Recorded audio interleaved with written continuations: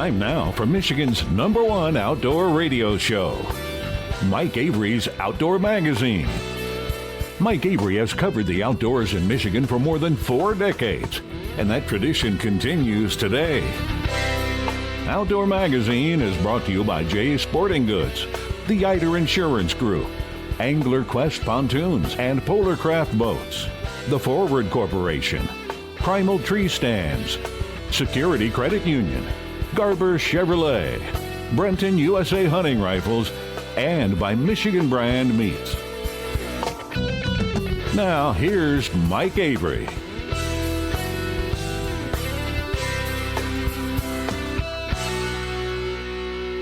Well, thank you, Ken Hunter, for that introduction, and welcome to another edition of the Outdoor Magazine show right here on the Outdoor Magazine Radio Network.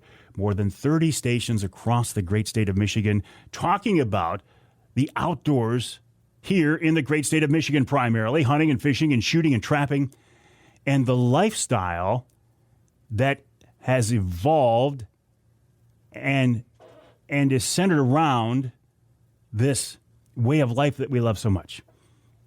This way of life that is, for so many of us here in Michigan, part of our history, part of our tradition. I'm always talking about the history and tradition of the outdoor lifestyle. And when I say that, primarily I'm talking about from a cultural perspective, statewide. Michigan is one of those states that still enjoys and celebrates hunting and fishing and the outdoor lifestyle. There are a growing number of states these days where collectively that's not the case. Fortunately, here in Michigan, that still is the case, and let's pray that that continues for generations to come. But there is also a personal history of the outdoors for many of us, myself included. You know, as I've said before, I never knew my great-granddad, but I knew my grandpa pretty well, and he was a hardcore hunter and angler. When I knew him, he was getting up in years, so he wasn't, as active as he was in his younger years, but he had such a wealth of information, such a wealth of knowledge. I mean, that guy was a walking encyclopedia for hunting and fishing and the outdoors in general.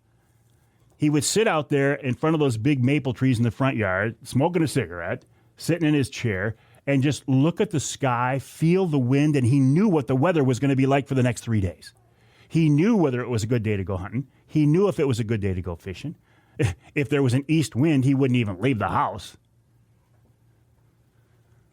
But he was absolutely amazing. He passed that information, that knowledge, that expertise along to my dad. Now, I don't think I ever had this conversation with my dad, but I suspect my dad would have said that he didn't know as much as my grandpa did about the outdoors. And I'll tell you for a fact, I don't know as much as my dad did. It's kind of a shame, right? That knowledge, that expertise, in some cases, in many cases, I bet, becomes diluted as we go through the years. So I do my best to try to learn as much as I can and to pass on as much as I can. And I've never pretended to be an expert. Never. When you are an expert these days, all it does is put a target on your back and people want to tear you down. I'm no expert. But there's nobody who loves this outdoor lifestyle any more than I do. And I've tried to pass that down to my son, James. And he has passed it down to his kids. And we have passed it down to my grandkids. And hopefully it will continue. All right, so think of my granddad, my dad, me, James, the grandkids. There's 5 generations right there that I personally know of. And I'm just one little family in this whole state of people who love the outdoors. It's pretty cool, isn't it? And to be able to sit here at this microphone in this studio every week for 3 hours and celebrate this lifestyle is indeed a blessing. So what else is going on? I don't know about your neck of the woods, but I'll tell you what, where I live and where I have been traveling, springtime is late. How late? I don't know, 2 weeks late? 3 weeks late? It's definitely late. I did see a positive sign the other day, though. I was out doing my early morning walk, and I saw night crawlers. and evidence of night crawlers.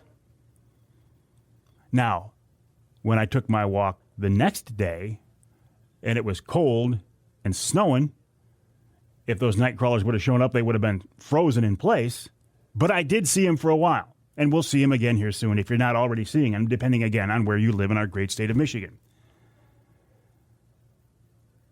Picking up night crawlers, boy, that takes me back. Does anybody even do that anymore? Or do we just go to the bait shop and buy our crawlers these days? I remember as a kid picking up crawlers, and it was an adventure. I had another adventure here recently. I made a trip to the UP. It was a quick trip, up and back in the same day. So like 10 hours on the road for a 2-hour personal appearance, but it was worth it. Went to Escanaba at the request of the folks from the Radio Results Network. More than happy to come up. I appreciate the fact that they've cleared my shows, and I enjoyed meeting those folks in person, including Mike Daniels, among others.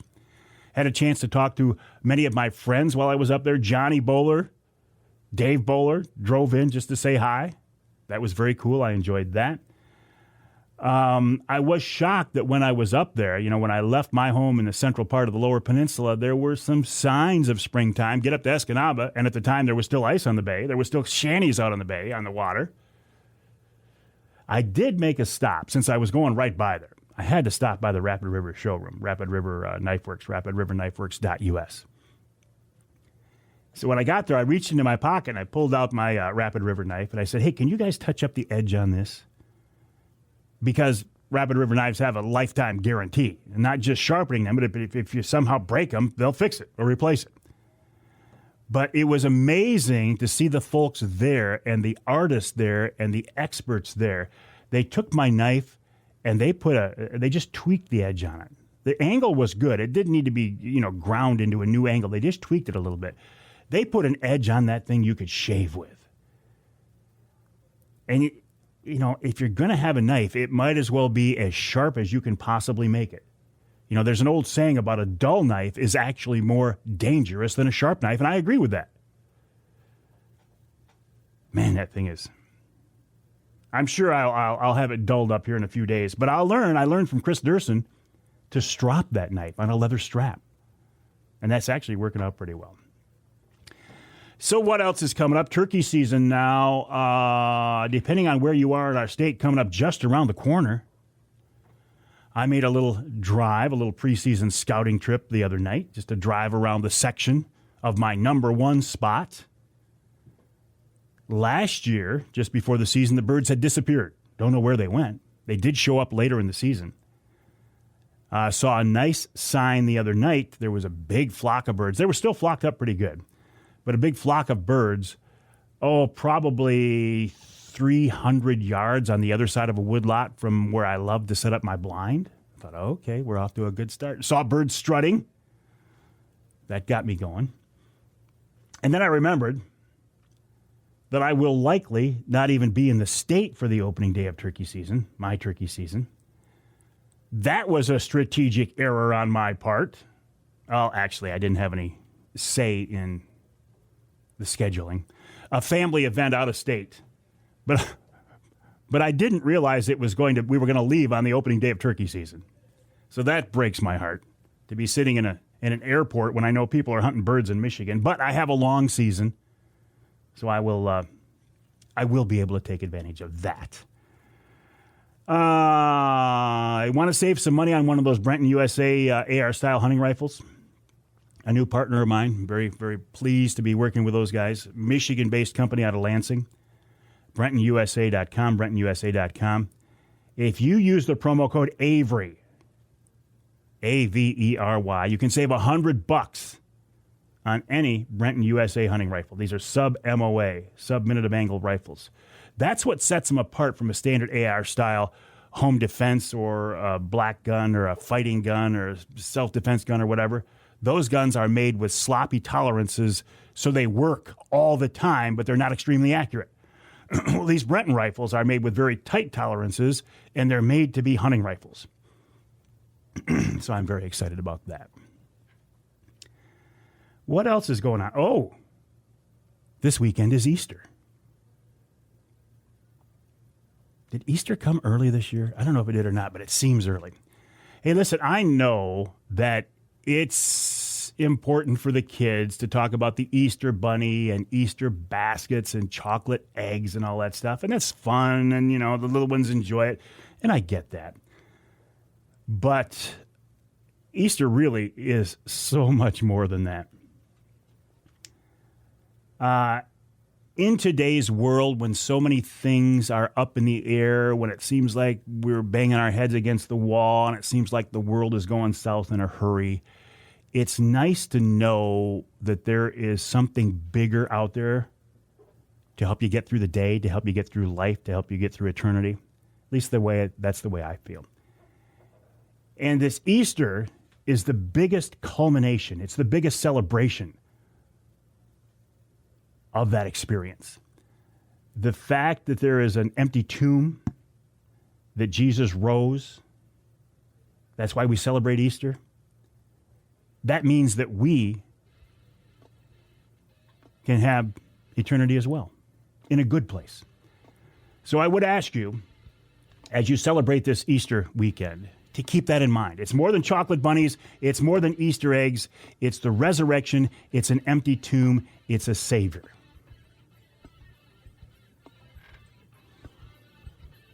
Amen. We'll take a break here in the Outdoor Magazine Show. When we come back, Dave Mull, the YakMaster, joins me to talk about that. Michael Hensley from Go Great Lakes. Lots more coming up this week right here on Outdoor Magazine.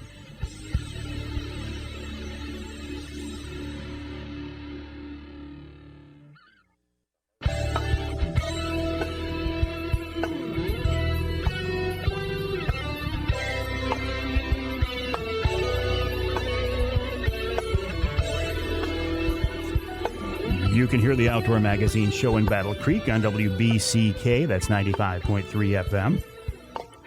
You can hear us in Tawas on WIOS, AM and FM, 1480 AM, 106.9 FM.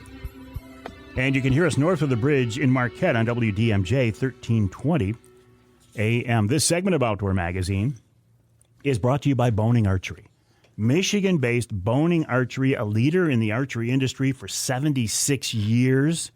They continue to innovate, come up with new products, new techniques, new production processes to keep their position as a leader after all these years. Check them out online at boning.com, B-O-H-N-I-N-G, boning.com. They make products for target archers and bow hunters. They make everything for bows and arrows, pretty much except bows and arrows.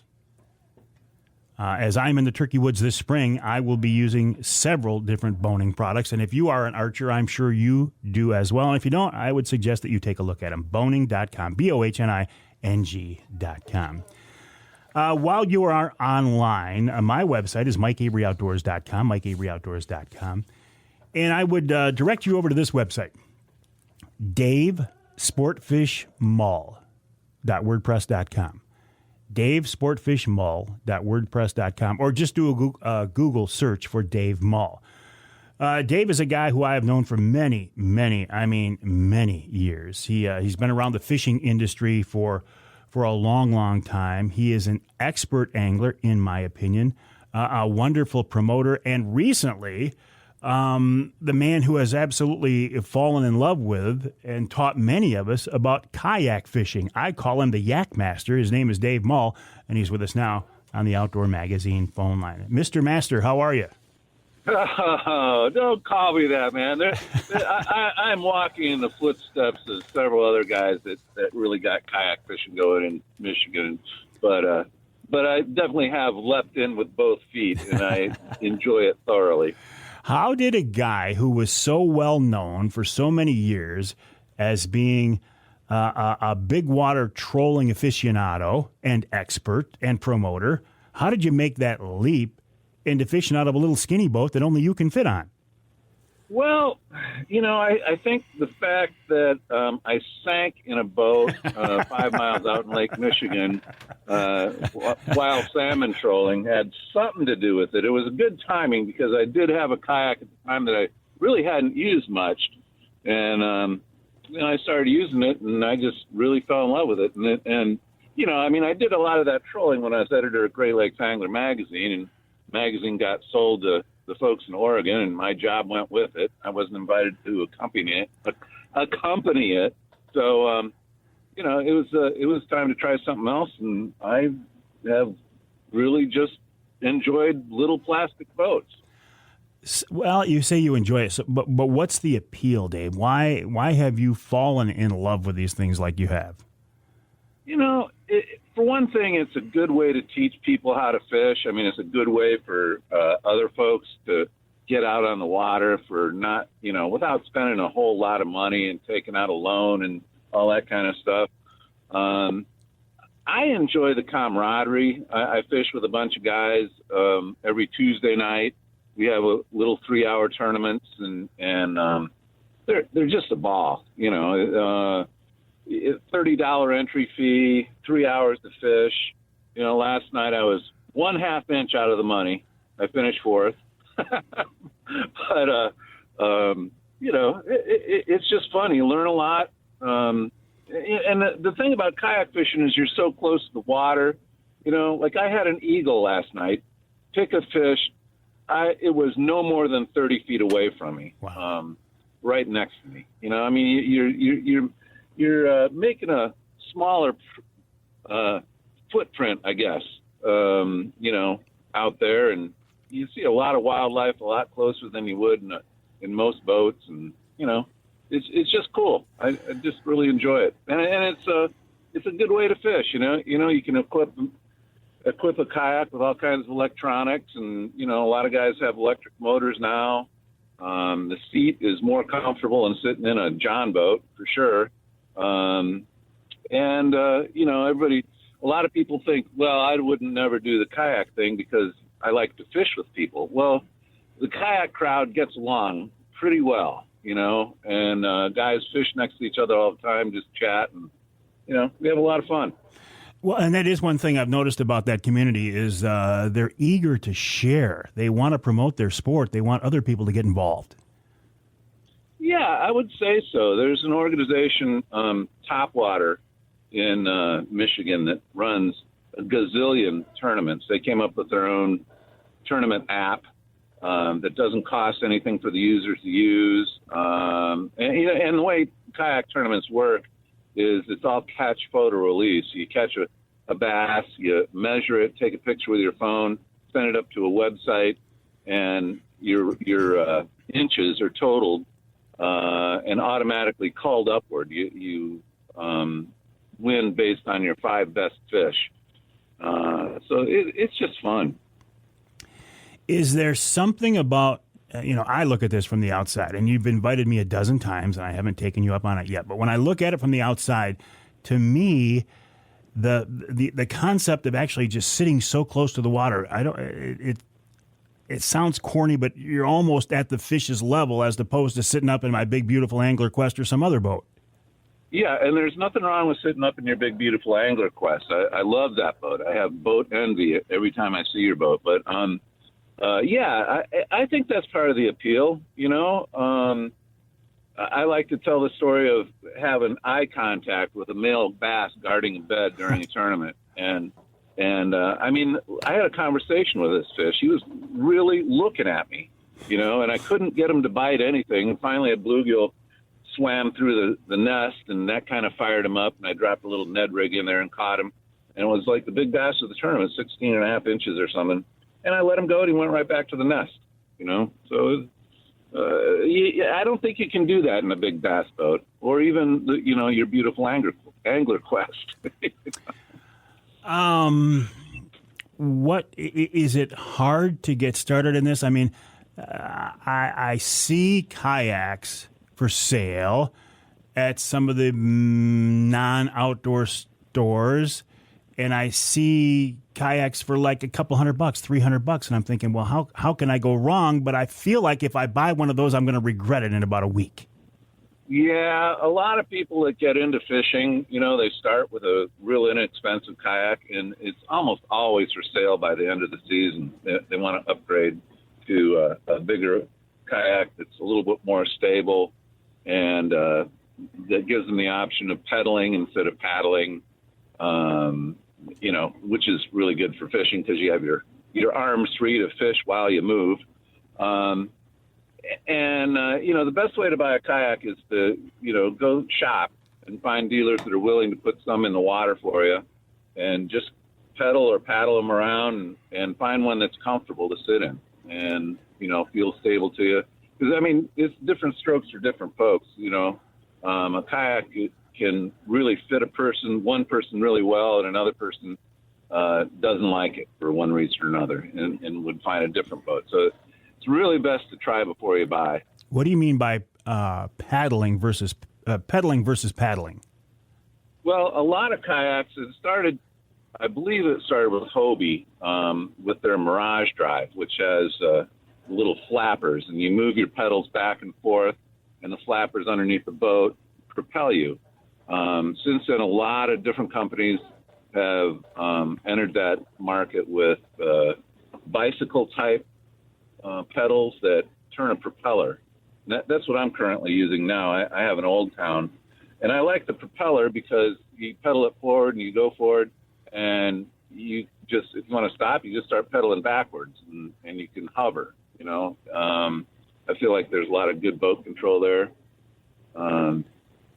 But yeah, and that now the latest trend, it's not really even a trend, it's almost a must-have for all the serious tournament guys, is a motor.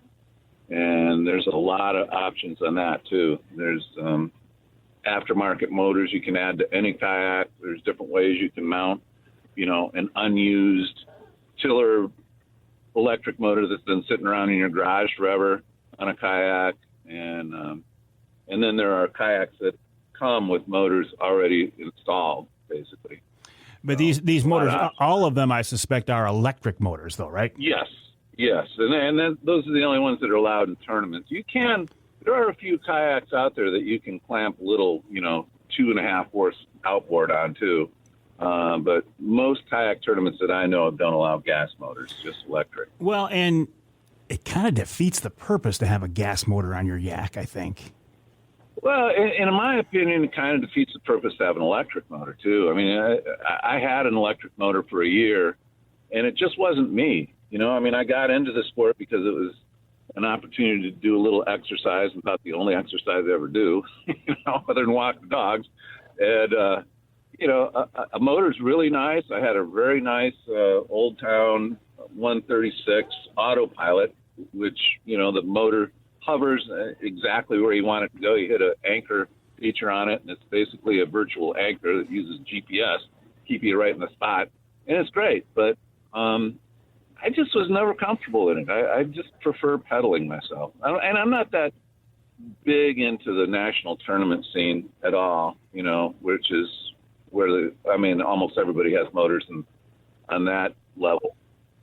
So they just, I'm a big guy. They just don't look comfortable. It is. You'd be surprised. You just need to try it, Mike. I know.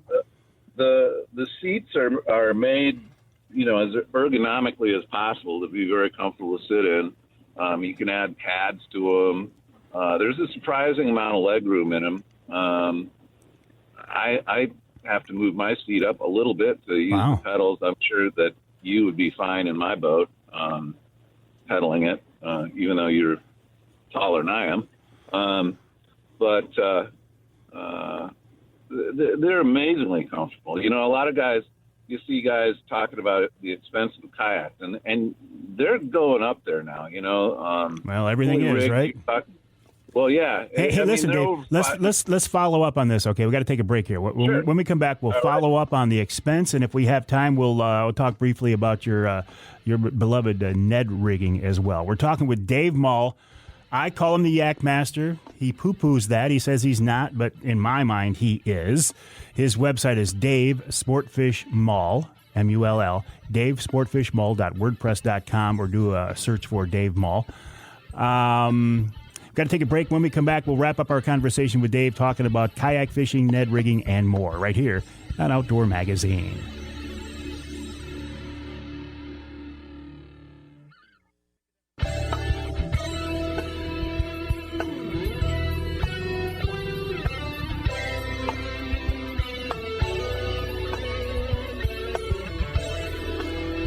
You can hear the Outdoor Magazine show in Alpena on WZTK, that's 105.7 FM. You can hear us in Caro on WKYO, 1360 AM, and WIDL, 92.1 FM.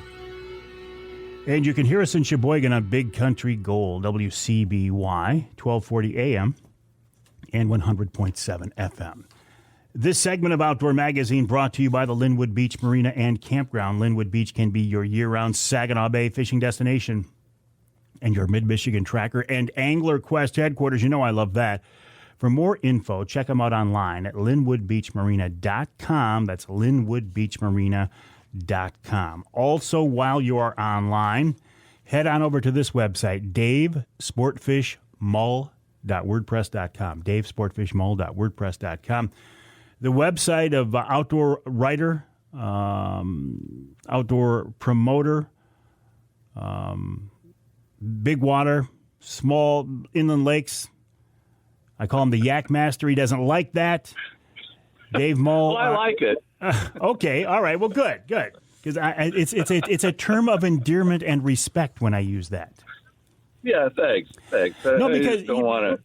Well, I get it. Guys' toes. You don't want to step on toes, and I get that. And you weren't the first guy to use kayaks. But my point is, from my perspective, you have done more to promote the sport of kayak fishing than anybody that I know.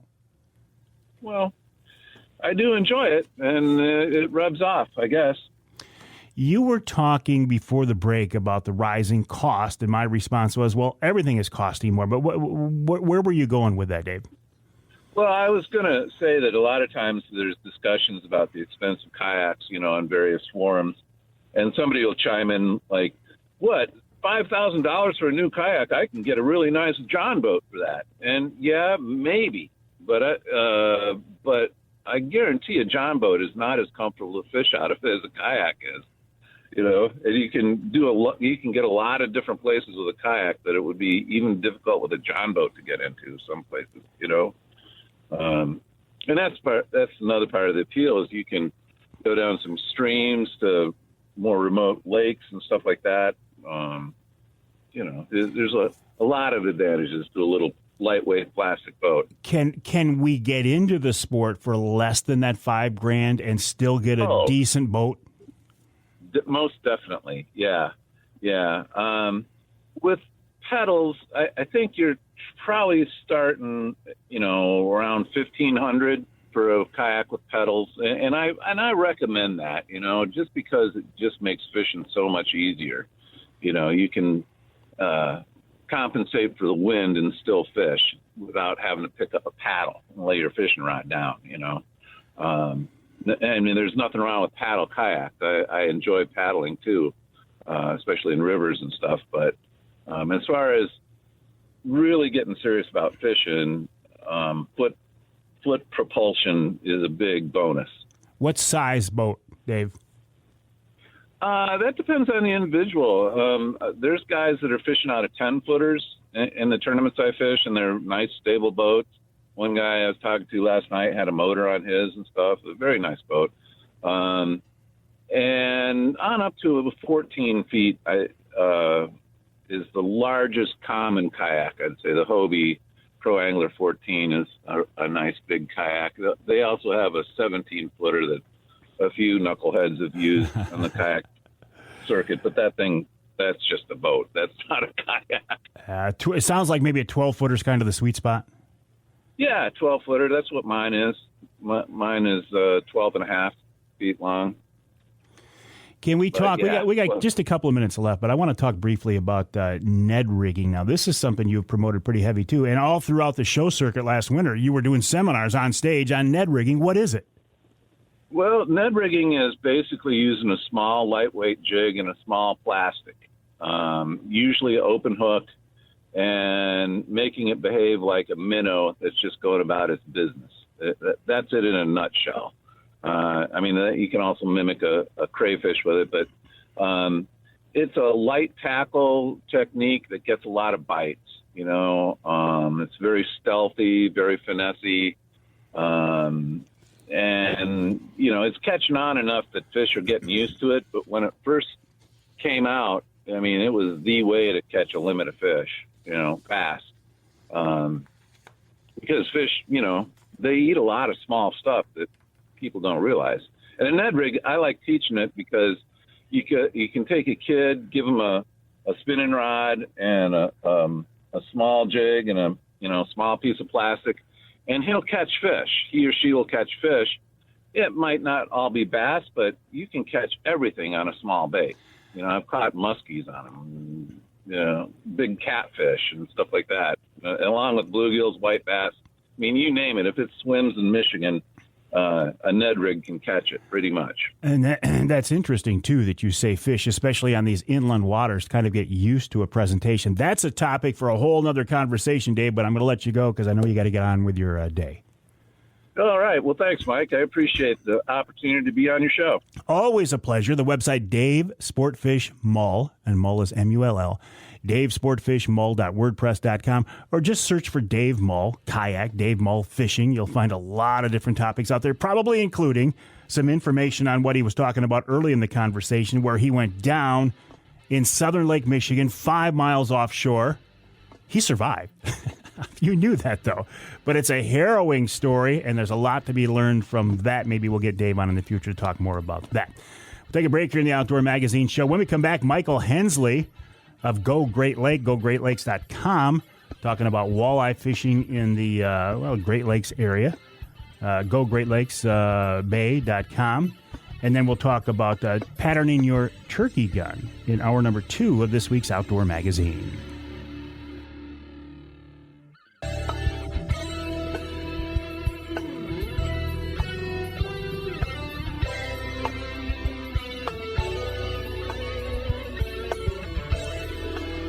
You can hear the Outdoor Magazine Show in Flint on Sports Extra 1330 WTRX.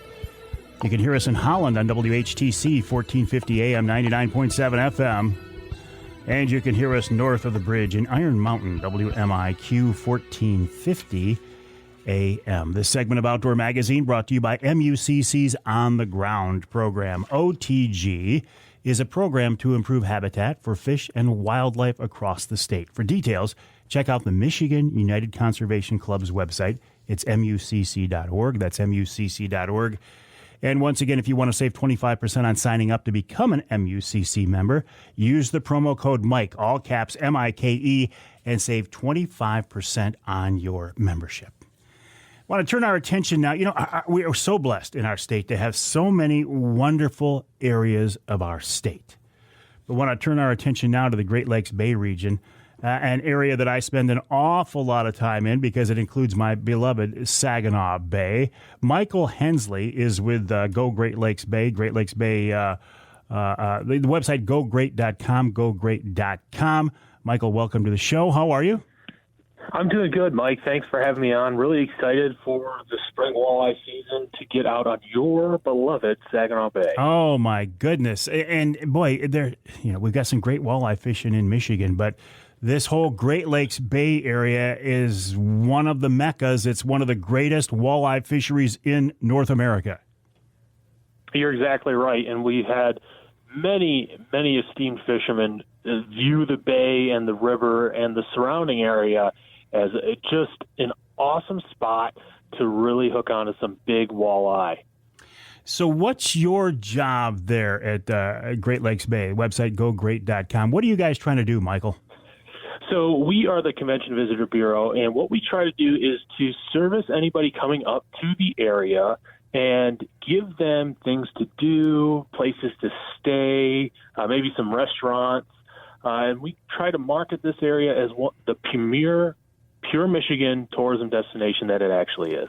So what geographic area do you actually cover? That's a good question. So we cover the 3-county region of Saginaw, Bay, and Midland County. In that, there are 6 different tourism destinations, places like Chesaning, Birch Run, Frankenmuth, Saginaw, Bay City, and Midland. Man, you got quite a – I'm thinking of Frankenmuth, one of the biggest tourist attractions in the state. That's one end of the spectrum. And then you got, say, Saginaw Bay, which is maybe a completely different experience. But if you could combine those into a family trip, that might make a lot of people happy. Absolutely. And we do see that a lot where people will come up with their family, maybe a husband and wife, and if the wife decides that she does not want to fish on the Saginaw Bay, maybe she'll spend some time shopping at Birch Run or going to Frankenmuth or eating at one of the amazing downtown restaurants in Bay City, and then vice versa. If the wife is the fisherwoman and the man decides that he wants to do some antique shopping in Bay City, we see that often as well. Michael, how is tourism and travel starting out this spring here in Michigan? What are you seeing? What's the trend? Well, we have a very positive outlook compared to what we saw last year and again in 2020. The tourism sector was hit very hard by the pandemic, not only just in travel, but also in employment and other issues that we're facing. But now we see a very positive outlook, and we're excited for an awesome spring and summer this year right here in the Great Lakes Bay region. People excited to get back out again. Absolutely. If we go to that website, gogreat.com, what are we going to find, Michael? Well, it's a brand new website, so you're going to find editorials on things to do in our region. You're also going to find the most up-to-date information on hotels, restaurants, lodging facilities, and attractions. And if the website doesn't suit you, you can always call one of our travel experts at 1-800-444-9979. They'll be able to give you up-to-date information live on the phone, tell you, what the weather's like, give you some suggestions on places to eat in the area, and service you that way. And you guys are now into podcasting, too. We are into podcasting. Our episodes air on Wednesdays, anywhere you get your podcast, Apple Podcasts, Spotify, Google Play. There we talk with people around the region about some of the things that they're doing that may be interesting when you come up and visit the Great Lakes Bay region. Well, and I would think, your job in some ways, I know it's not an easy job, but the promotion of the Saginaw Bay and Saginaw River and Tittabawassee River walleye fisheries, that's an easy sell. We're very blessed with great resources in the area, and those rivers and that fishery continues to be an awesome resource for us to be able to market and promote. And it's a topic for another conversation, but I look at it as one of the greatest conservation success stories in recent history. You've got a body of water that at one time, needed some help, and now you've got a world-class fishery. It's not even stocked or planted anymore. Mother Nature has taken over. So it's just a great conservation success story. I would agree, and I think it almost rivals that of the American turkey. I think really the success story of that Conservation Act really just makes people want to visit it and see it for themselves. Yeah. Well, and I would encourage people to do that, Michael, and keep up the good work in pushing people that direction. The website, gogreat.com, gogreat.com. Thanks, Michael. Thank you, Mike. All right, we'll take a break here in the Outdoor Magazine Show for the top of the hour. When we come back in hour number 2, we're going to talk about patterning your turkey shotgun. It's not that hard, but it is actually pretty critical. What gun should you use? What ranges? What ammo? With Greg Buckner of Jay's Sporting Goods, then Emilie O'Grady of the DNR joins me. And this week's Ask Avery segment, we're talking with Sergeant Jason King out of Saginaw County about some legalities of the turkey season. That and more coming up on Outdoor Magazine.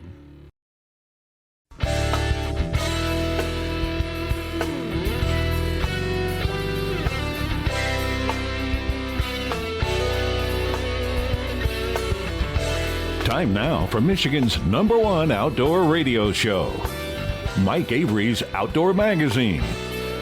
Mike Avery has covered the outdoors in Michigan for more than 4 decades, and that tradition continues today. Outdoor Magazine is brought to you by Jay's Sporting Goods, the Eider Insurance Group, Angler Quest Pontoons and Polarcraft Boats, the Forward Corporation, Primal Tree Stands, Security Credit Union, Garber Chevrolet, Brenton USA Hunting Rifles, and by Michigan Brand Meats. Now, here's Mike Avery.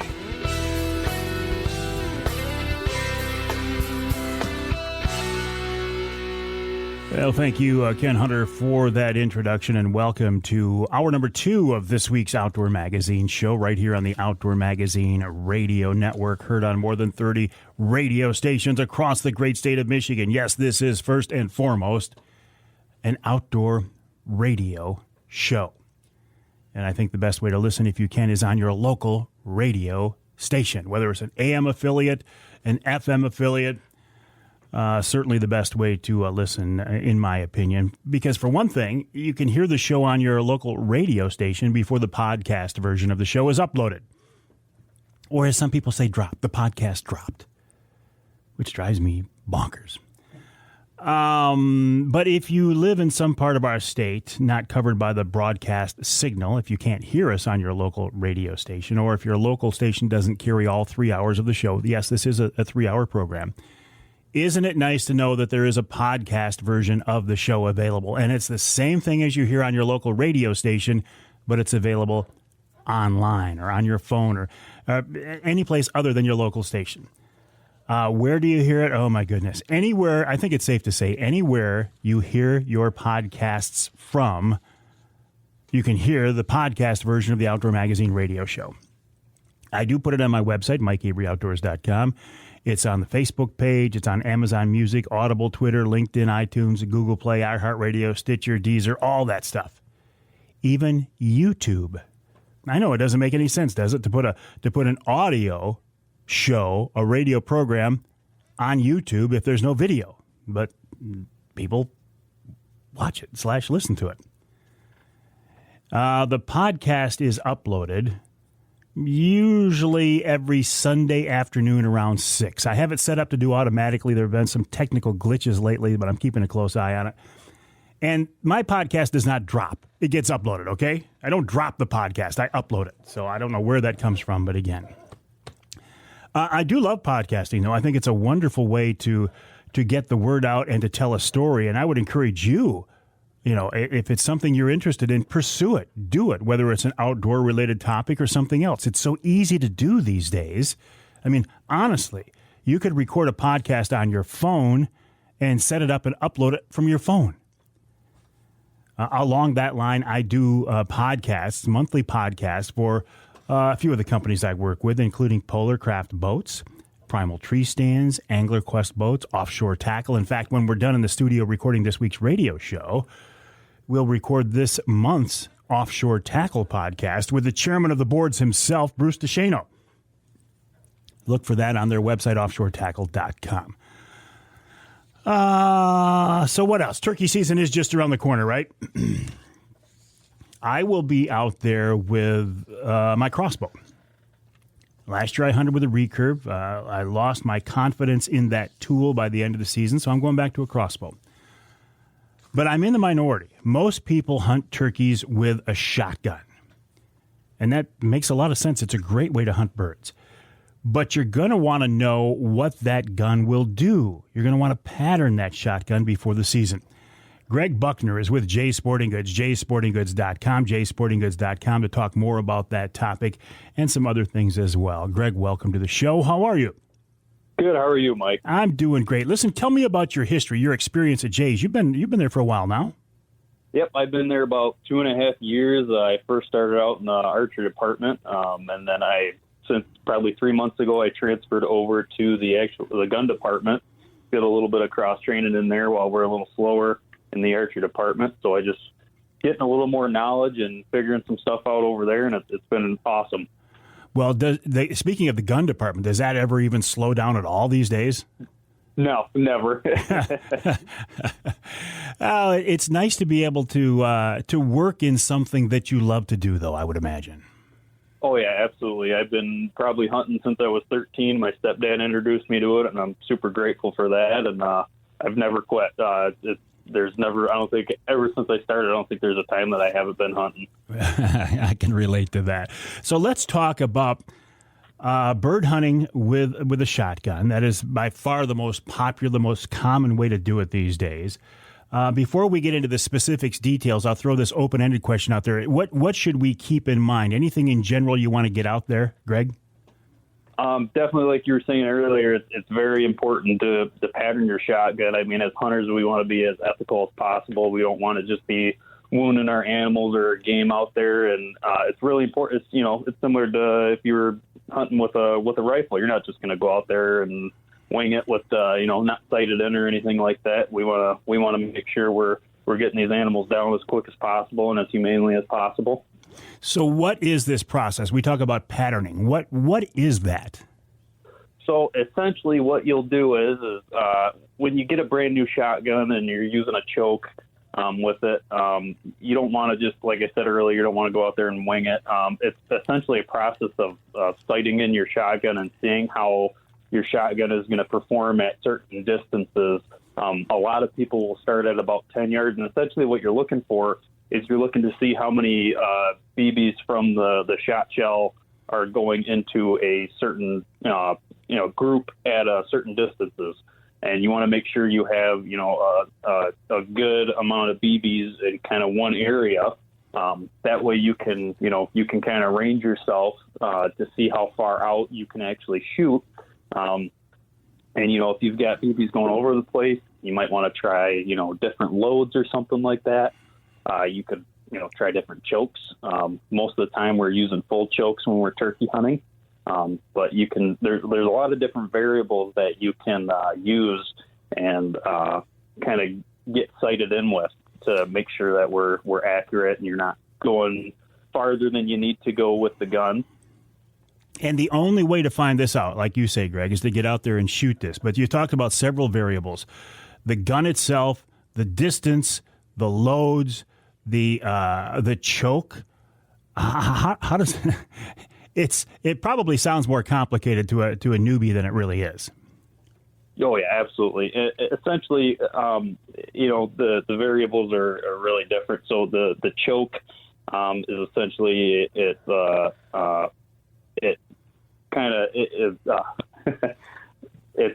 for shortening or closing your patterns or opening up your patterns. I mentioned full choke earlier, and essentially that's the tightest group you can get with your shotgun, and that's something you definitely want to use for turkey hunting, because you don't want to accidentally, if there's a group of turkeys out there, you don't want to accidentally wound one of the other ones that's out there. You want to make sure you're kind of centered on the target turkey you're looking for. And then also the different types of turkey loads. There's tons of different turkey loads out there. I personally use the Winchester Double X. It just performs the best out of my gun, and that's just what I've been known to use for a long time now. A lot of people like the Third Degree, which is from Federal. That is a tungsten load, which there's a big controversy with tungsten and compared to steel shot in terms of which one is better. Heavier hitting tungsten's going to be a little bit heavier. So you set up a sheet of paper, and it can have the outline of a turkey's head on it or not. You can just draw a circle, just something to aim at. You set up a sheet of paper, and you say start at 10 yards and just keep working your way out until that pattern just disappears, till it dissipates, till it's not effective anymore, right? Exactly, yeah. You're going to want to start at about 10 yards. I usually don't shoot over 40. That's just where I'm comfortable at. I'll start at 10 and work my way back another 10 yards until I get out to 40. And usually I like to just see how consistent those BBs are at that 40-yard range. I usually I'll start out with just making about a 30-inch circle, and I'll kind of cut it into 4 quadrants just to see how many pellets I get in that 30-inch circle at 10, 20, 30, and then 40.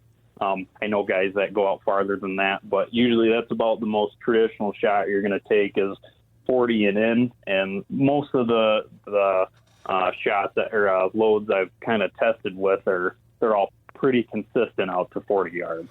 I talked to a guy the other day, and this is a big-time hardcore turkey hunter with a lot of experience, and he said he dropped a bird at 75 yards. Now, he did say he didn't realize it was quite that far, but I was absolutely amazed, and I'm not advocating somebody do that, but that is crazy. He dropped it in his tracks at 75 yards.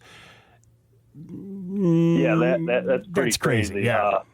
I've never heard of anybody doing that before. That's actually pretty cool. 75, yeah, that's out there. Not something the average hunter is probably going to try. Greg, listen, hang tight. We're talking with Greg Buckner of Jay's Sporting Goods, the website jaysportinggoods.com. That's jaysportinggoods.com. Talking about this process of of sighting in your turkey gun for the upcoming season. It's just around the corner for many Michigan hunters. When we come back, I want to talk to Greg about, does it have to be a 12 gauge? Could we drop down to a 20? What about if you're really crazy and want to punish yourself using a 10 gauge? 3-inch magnums, 3.5. Can you over choke a shotgun? And what's the availability of turkey hunting ammo these days? All those questions and more coming up after the break for Greg Buckner of Jay's Sporting Goods. Then we'll talk with Emilie O'Grady of the DNR, and we'll wrap up this hour with this week's Ask Avery segment. Sergeant Jason King, conservation officer from Saginaw County, is going to join me. That's coming up in hour number 2 of Outdoor Magazine.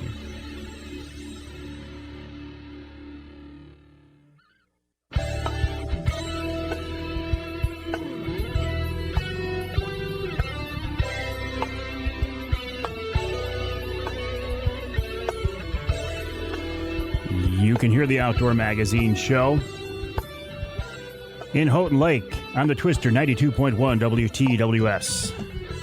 You can hear us in Lansing on WILS 1320 AM and in Sandusky on WMIC 660 AM and 95.3 FM. This segment of Outdoor Magazine brought to you by Brenton USA Hunting Rifles. AR-style, highly accurate, tough, and dependable hunting rifles that could change the way you hunt, change the way you think about ARs. They're made in Lansing, just down the road from the governor's office, which is pretty cool. Check them out online at BrentonUSA.com, BrentonUSA.com. Sub-MOA guarantee. Sub-minute of accuracy, or minute of angle accuracy. Lifetime guarantee, made in Michigan. And here's something to make it even better. If you go to the website, BrentonUSA.com, BrentonUSA.com, use the promo code Avery, you can save $100 on any Brenton USA hunting rifle. BrentonUSA.com, use the promo code Avery and save $100. Talking now with a friend of mine from Jay's Sporting Goods. I consider all the folks at Jay's friends of mine because I've been working with Jay's for many, many years. They are the company, in fact, Kathy Poet, the late Kathy Poet, the daughter-in-law of Jay's Sporting Goods, is the person who allowed me to get started down this path that I'm on today. I can honestly say, if not for Jay's Sporting Goods, I probably wouldn't be doing this. So I have a tremendous sense of loyalty to Jay's Sporting Goods and the Poet family in general. Greg Buckner is with us now talking about getting ready for the upcoming turkey season, patterning your shotgun, and some other topics as well. Greg, let me ask you this. Do we need to use a 12 gauge to be effective on these birds, or can we actually drop down to a 20 these days? Oh, absolutely. You can drop down to a 20 gauge. Your effective range might drop a little bit. You might not be able to reach out there and touch them like you were saying earlier with the gentleman that shot 75 yards, but absolutely, you can use a 20 gauge. You can even use a 410 if you wanted to. My sister hunts with a little single shot Stevenson's 410, and she actually took her first bird last year with a little 410. So with a 410. Was pretty cool. That is pretty cool. So then what distance was her bird at? I think hers was at about 20, maybe 15 yards. I wasn't in the blind with her. Her dad was, but yeah, it was pretty cool. When she came home, she was all psyched up. Well, and you think about it. I mean, yeah, sometimes you want to be able to reach out to 40 yards, but there are going to be days when those birds are hot and cooperative where they're in your lap. Oh, yeah, absolutely. Yeah, I've had birds walk right past my blind before I could reach out there and touch them with my hand. Mm. So going back to this whole process of patterning here, I want to talk about chokes for a minute. And for folks who don't understand, a choke is a constriction at the end of the barrel that tightens down the shot pattern to keep it as tight as possible. In general, Greg, I used to think the tighter the better, but I feel like you can actually over choke sometimes and cause that pattern to spread a little bit more than we want, can't you? Oh, yeah, I would assume so, yes. That's why it's very important to pattern your shotgun, because different shotguns and with the shells included, they might not like shooting with a full choke. They might want maybe a modified or something else like that. I know guys that hunt with the widespread ones like improved cylinder. or in the middle, like that modified one. But yeah, definitely, I think you can overchoke your shotguns no matter what kind of game you're hunting. I know that you guys there at Jay's would love to see us come in and buy a new turkey gun, and I would encourage people to do that as well. But can we get by, if we got a long-barreled semi-auto 12 that we've been using for goose hunting for years, can we use that for turkey hunting? Oh, absolutely. I run a very basic Mossberg 500 for all my shotgun needs right now. I am looking to upgrade, but you can absolutely pretty much use most anything. They do have, specific turkey guns they're more designed for turkey hunting in general. But absolutely, if you have, just one shotgun and you don't want to buy one specifically for turkey, use that one. And like I said, pattern it and see how it shoots at certain distances and go with that one. Absolutely. Several years ago when I was turkey hunting with a gun, and I had a bad experience, I said, you know what, I'm going to go to Jay's, I'm going to buy myself a new shotgun. And I came up there, Greg, and I bought myself a Mossberg 835 Ultimag, cheap, inexpensive workhorse of a gun that I've used for almost everything since then, and it's been the perfect multi-purpose gun. Oh yeah, absolutely, yeah. And like I said earlier, I'm running the basic Mossberg 500 pump, and I use it for clay shooting and all sorts of different stuff. The Mossberg makes a really, really good product. They actually just came out with a new shotgun pretty recently, the 940, that is actually optic ready now. So if you wanted to put a red dot or something on it, you could absolutely do that. Oh, I'm glad you brought that up. Let's talk more about this optics on turkey guns. What should we keep in mind? You mentioned red dot. Explain what that is for folks who don't know. So essentially a red dot, it's got a little glass piece in there. There's no zoom or anything on it, and it just shines a little red dot inside of the glass that you can use as an optic to help with aim. You'll be a little bit more accurate with it, and they're very nice. We had one at Jay's pretty recently with the 940 on there that had I think it was a Vortex optic on there. But very nice. Like I said, they're going to help you at those longer ranges, kind of keep consistent and a little bit better aim for you. I definitely recommend kind of looking into one if that's something you're looking for. And we at Jay's are more than happy to help you out. And again, this doesn't project a red dot on the bird. It's not a laser sight. It's just in the little eyepiece itself. Correct. Yeah, it doesn't shine anything out towards the bird or whatever game you're hunting. It's probably about a 2-inch long optic that just sits on top of the gun, and there's a little glass piece, and the dot shines in the glass. And again, I don't want to get too basic here, but for people who have not turkey hunted before, I guess it's probably important to point out we're not body shooting these birds, we're head shooting them. Correct, yes. Yeah, you don't want a body shot. It's aim right for the head. You don't want to ruin that meat and whatnot, and it's the best way to really to kill them. And it's the same thing for archery hunting too. That's why archery hunting is a little bit harder, I would say, in terms of hunting. You've got like one area of effect essentially on the bow compared to the shotgun. Yeah, don't get me started on bow hunting for birds. It's a passion of mine, but it certainly proves just how tough those critters are. Yes, absolutely. What about ammo now? You said, man, you could even go down to a 410. Let's go to the opposite end of the spectrum. Say we're shooting a 12 gauge, which most people are. 3-inch Magnum, even 3.5. Is that necessary, or are we just beating ourselves up for no reason? I would say the 3.5 is quite necessary, but I'd definitely probably stick in that 2 3/4 to 3-inch range for your shell size. You're going to be able to fit a little bit more powder in there, more shot in there. So you'll be a lot more effective with those longer shot shells, I would think. And what size shot, Greg? You could go anywhere from, I think the 3rd degree is like a 5, 6, 7 shot, which is a duplex load. And that's kind of in that sweet spot. It uses all of those shots in there, but you could even go up to an 8. I use a 7 personally. What do you mean by a duplex load? So it's essentially a shot shell that has 3 different shot sizes in there. So it's got, instead of just one shot size, it's got 5, 6, and 7 shot in there. And that 3rd degree specifically is a tungsten load, which is tungsten is going to be a little bit heavier, a little bit denser of a metal than a steel or a lead shot.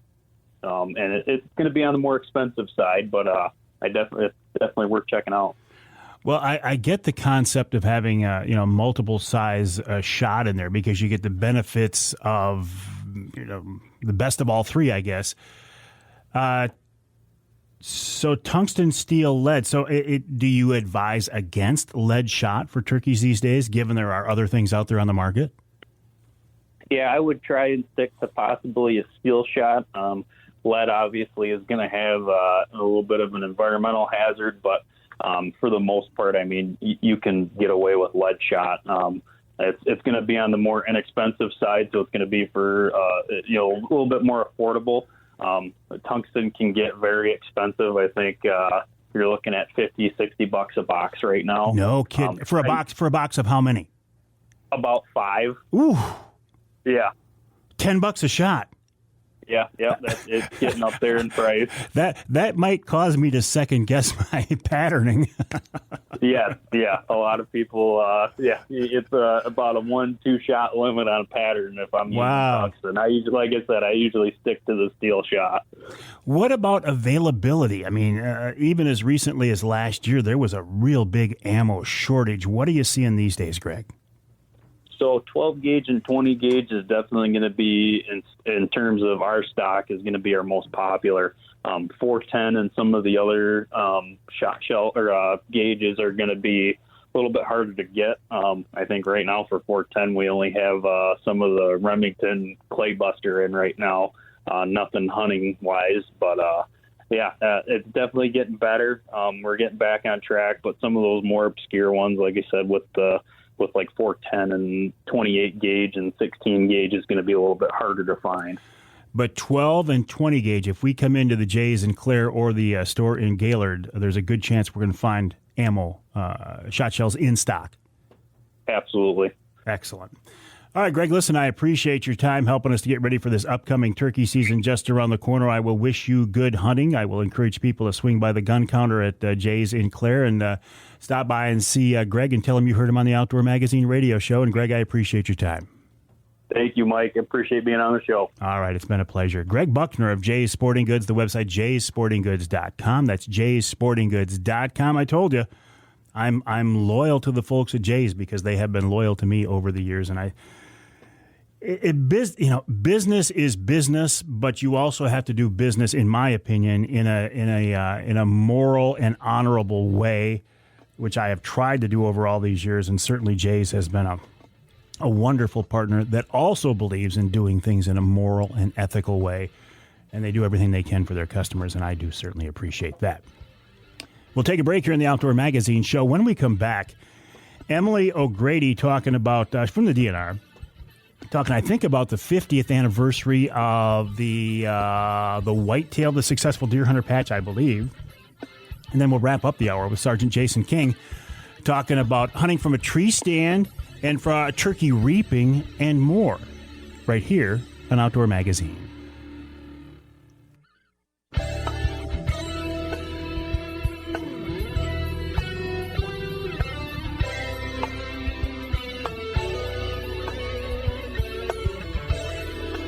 You can hear the Outdoor Magazine show in Escanaba on WCHT 600 AM 95.3 FM.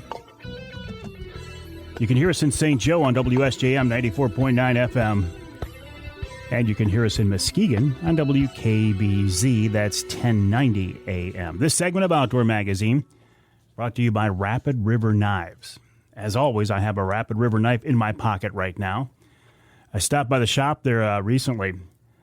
Just on US 2, just outside of Rapid River, and I had them touch up my knife. I try to keep a good edge on it, but I'm not an expert at it. So I stopped by there and I let the experts touch it up, and you could shave with that thing now.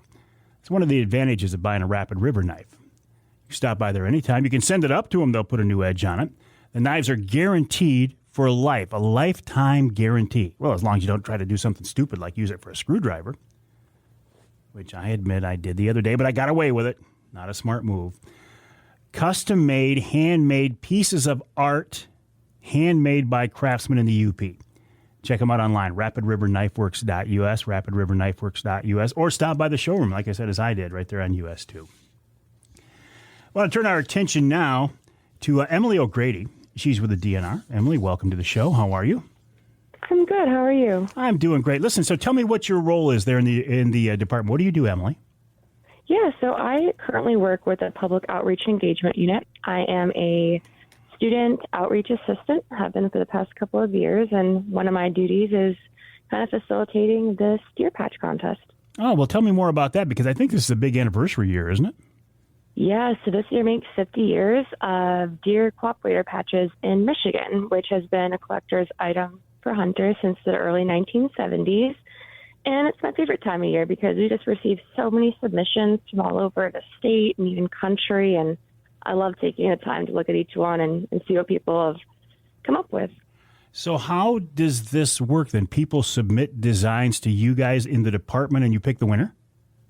Yeah, so in previous years, we compile all the submissions, either, electronically submitted via email or mailed in. And statewide, our wildlife division takes a vote, and the winner is selected as the deer patch for the current year. So is there there's got to be some kind of a deadline for the end of this submission process, right? Yes. So we are asking that individuals who are interested in submitting their artwork submits it no later than the end of April, because we're going to be contacting those winners in early June, and it takes a while to get those patches printed out and distributed. So you do have until the end of April to submit your artwork. This would be quite an honor, though, for somebody to have their design chosen as the 50th anniversary patch. Yes, exactly. I mean, I've gotten a ton of calls already of people, saying, what do I need to do? Do I need to be, an art student in order to participate? And absolutely not. I mean, we've had elementary art classes, grandmas, grandpas, and moms and dads all submit their designs each year for the contest. And honestly, this year being 50 years, the 50th anniversary, it's a perfect time to test out your skills. So don't be shy. Bring yourself back to your art class days, and you can use any pencil, paint, markers, or create something digitally and submit it. Any guidelines on the design, or let your imagination take over? Well, so the designs must portray white-tailed deer or white-tailed deer hunting in a Michigan habitat. The entries must be rectangular, no longer than 3/4 in size, and you can only use 5 total colors in your designs. We have a full listing of the detailed regulations and contest rules on our website, mi.gov/deer. And like I said, the winner will be contacted in early June. And like you said, it's, a very special year. So I'm hoping to, everyone comes out and at least submit the design and can see what all everyone has to offer. mi.gov/deer. That's got the details of how to submit. You say you can do it snail mail, you can do it electronically. Is there a collection? Do you guys have a collection, Emilie, there at the department of every one of these 50 or 49 patches? Yes, we do. So in one of our conference rooms, we have every single deer patch laid out. It's really cool to see. And you can even Google, people sell them on eBay. It's on Google. It's on our website, past year designs. So when people have been calling asking, what exactly should I be doing? What should I be looking at? Definitely look at past year's designs, because it's very important that when you are submitting your design, you need to remember it's going to be on a patch, not a piece of paper. So, very, very detail-oriented submissions in the past, although I want to hang them up on my desk, they don't patch out well. So you can look at past winners, past designs as kind of a guide to see what it will look like when we have that finished product patched out. Emilie, this is pretty cool. I would encourage people, if they have an artistic flair or an interest in deer hunting, to give it a try. The website, mi.gov/deer. And I will look forward to seeing who you guys pick for this 50th anniversary, Emilie. Yeah, I'm really excited. We've had submissions flooding in already, so I'm excited to see just how many we get this year. All right. Good luck. Have fun. And thanks for letting us know about this. All right. Thank you so much. Have a great rest of your day. Okay. You as well. Emilie O'Grady of the DNR, the website for the DNR, michigan.gov/DNR. If you want to know more about this 50th anniversary of the deer patch, mi.gov/deer/deer. I'm not an artist. Or I would give it a try, but believe me, you wouldn't want to see what I would come up with.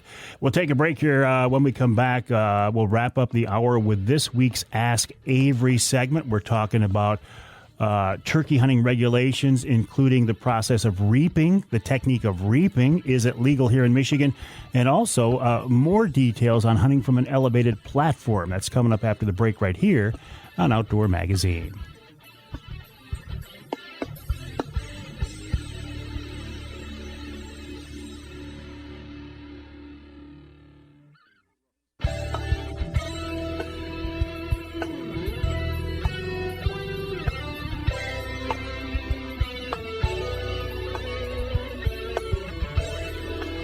You can hear the Outdoor Magazine show in Traverse City on WTCM. That's 580 AM. You can hear us north of the bridge in Manistee on WTIQ, 1490 AM, 95.3 FM.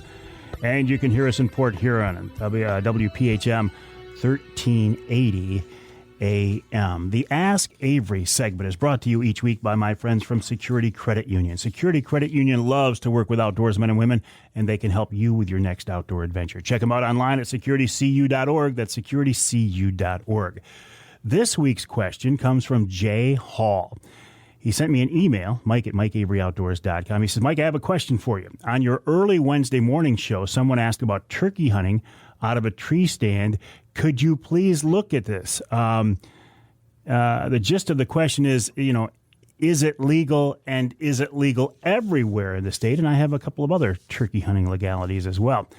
So to answer these, Sergeant Jason King, Conservation Officer out of Saginaw County, joins us on the Outdoor Magazine phone line. Sarge, welcome to the show. Appreciate your time. Thank you for having me. All right, so listen, the question about turkey hunting from a tree stand that changed recently, what are the legalities on that? Well, that's going to depend on when you're talking spring turkey hunting and fall turkey hunting. Let's talk spring then.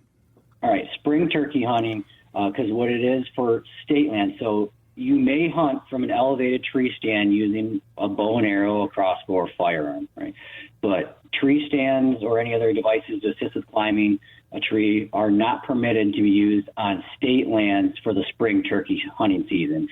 And that's because of there's time frames when you have to have your stands and blinds out of state land property on there, and that falls in that year because it has to be from September 1st through March 1st, right? That's the time frame for the tree stand. All right, that's when they have to be permitted on there. Gotcha. So they have to be taken down outside of that time frame. So for spring turkey, it doesn't fall in that time frame. Gotcha.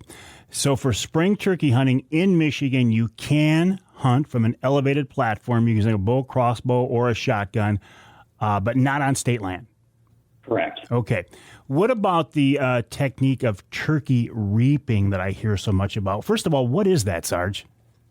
Okay, so it's a form of using a silhouette or a decoy you're moving. It's a moving decoy that falls onto it. It looks like a turkey fan on it, and they'll attach it to their firearm, or they'll have it in front of them and using it kind of like cover in a way to stalk a turkey. And that would be illegal because it's movement that's being caused by something other than the wind. So that it falls under like a mechanical decoy, which is not legal. Gotcha. And this is actually a technique that's quite popular in some other states. And I wondered, because in Michigan here we have pretty strict regulations on what can move your turkey decoy. Yeah, in other states it is allowed, but in our state it is not. And because it's like I said before, anything that's moved by any power other than the wind is considered illegal. Plus, it's just something that we consider it's a safety thing too. Yeah. And it's a dangerous technique to be using as well. I know guys when they want to get that bird and everything like that, but it's a huge safety concern for us and the DNR part of it. So as of right now, that is illegal, an illegal method to do. All right. So here in Michigan, I can put my decoys out in front of me, and I love this when the wind gets them a little bit, maybe moves them around and turns them to give them some lifelike action. That's okay, but anything beyond that is not. Correct. Ah, okay, good to know. Hey, any other situations, problems you folks run into in the springtime turkey season? What do you want us to be aware of there, Sarge? Well, just to make sure you're aware of what type of turkey you're shooting at, because obviously it has to be a bearded turkey in the springtime on there. So you can't shoot a hen. I mean, you can shoot a jake, but just make sure that it has that beard on there. And then the biggest thing too is, I guess falling in that category too is making sure you don't do a double kill, double shot on there, because you're only allowed one turkey for the spring season. You don't allowed to have that one license. So those are the big violations of things that happen with people. If you happen to have a chance where you accidentally took a double on there, the best thing to do with that is to report it. If you try to cover it up or hide it, or just, you don't want the bird go to waste, so you think, well, I'll just take it. I know it was wrong, but you could get in trouble for that, obviously. So just the best thing to do is just report it to your local DNR office or your local CO. One last quick follow-up question on you. A bearded bird. Could you shoot a bearded hen? I mean, you can argue the ethics of it, but is it legal to shoot a bearded hen? Yes, as long as it has a beard on there, then that's the only restriction there is it has to be a bearded turkey.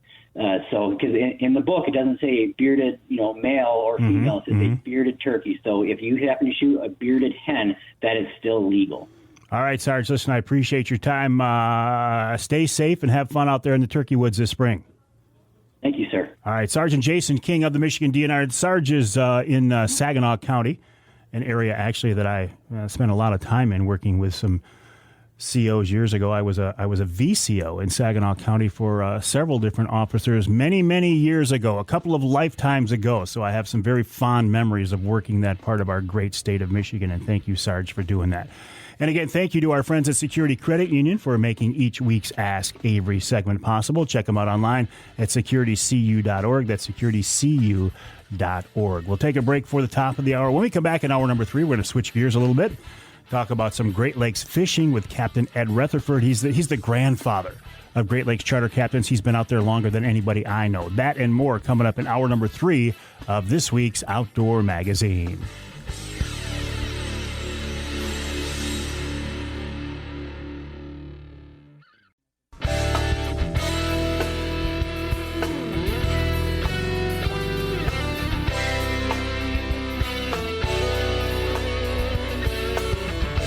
Time now for Michigan's #1 outdoor radio show, Mike Avery's Outdoor Magazine.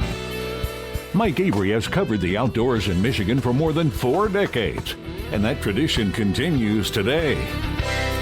Outdoor Magazine is brought to you by Jay's Sporting Goods, the Eider Insurance Group, Angler Quest Pontoons and Polar Craft Boats, the Forward Corporation, Primal Tree Stands, Security Credit Union, Garber Chevrolet, Brenton USA Hunting Rifles, and by Michigan Brand Meats. Now, here's Mike Avery.